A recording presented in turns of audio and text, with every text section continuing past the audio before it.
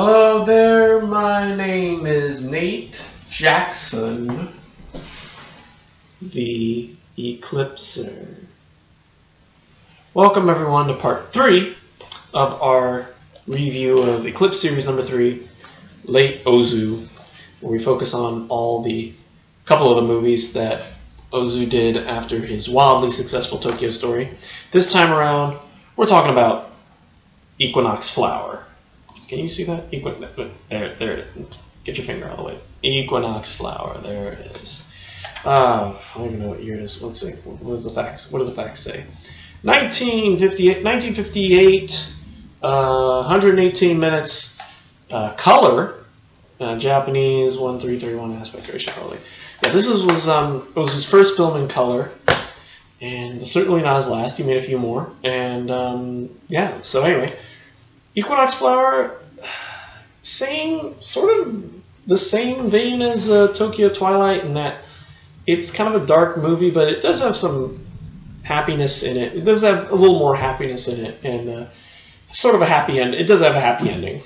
Basically, it's about this father who has these two daughters, and one of them is getting married to this guy who works in his corporation, and he's totally against it because he wants to arrange her marriage for her, and I guess that's how they do it back in, that's how it was back in Japan.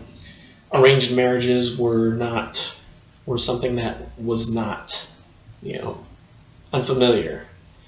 However, by the 50s, I think the young people, teenagers, were looking to pick their own husband or wife or anything like that, so they fall, love is love, so it's basically about, this daughter struggling to, get her father to understand, and father, banishes her to her room and all that, and it isn't until her friend tricks her father into changing his mind,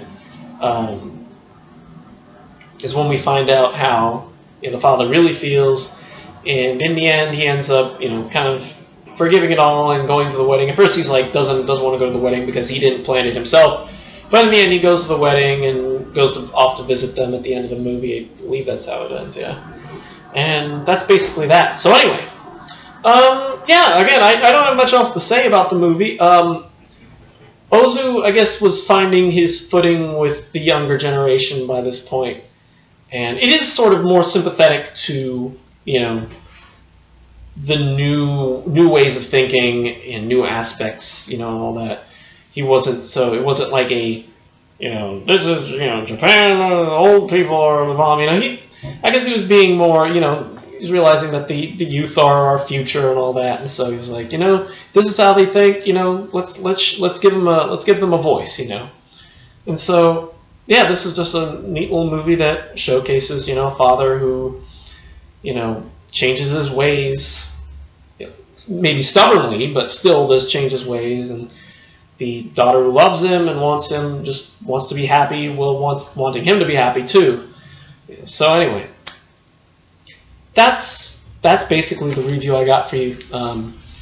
It's definitely a lot lighter than our last movie, Tokyo Twilight, his last movie, and yeah, I think maybe it's still got some bleakness in it, and that, I think for me personally, the idea of arranged marriages is really frustrating because, again, love is love, So I can't agree with everything in this movie, but at the same time, happy ending. She gets to marry the guy she loves, so there. Anyway, that's all. That's about it. That Equinox Flower. I'll give it an A. Good stuff. Yeah, it's another one of those Ozu films that again, it's also similar to Tokyo Twilight Early Spring, that we get a lot of more modern styles. Like we see the building where the father works in, and people in suits, and we still get those low camera angles though, which look kind of weird from like a desk angle, but in the little, in the villages and all that, the town, the suburbs and all that, those angles make sense, but in an office building, it's kind of different. Anyway, again, Equinox Flower, another good movie from Yasuhiro Ozu. So that's it for tonight. Thanks for watching, guys, and we will see you all tomorrow for Late Autumn. Setsuko Hara comes back to us once more. Maybe she's smiling in this movie. Maybe she's doing that trademark smile. I don't know. We'll see. Anyway, until then, goodbye.